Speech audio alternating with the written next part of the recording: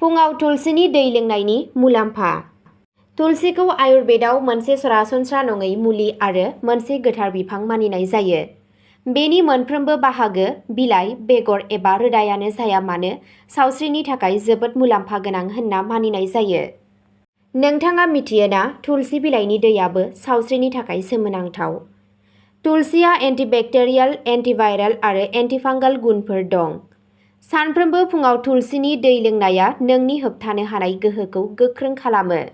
तुलसिनि दैया मोनसे मोजां डिटक्सिफिकेसन एजेन्ट। बेयो देहानिफ्राय टक्सिनफोरखौ फोजोबस्राङो आरो नोंथांनि बिगुरखौ रोखा आरो गोजों खालामो। लांदां उदैयाव तुलसिनि दै लोंनाया जाग्रा खान्थिखौ सांग्रां खालामो। बेयो गेस, हजम जानाय, कनस्टिपेशन बायदि जेंनाफोरनिफ्राय रैखा मोननायाव मदद खालामो।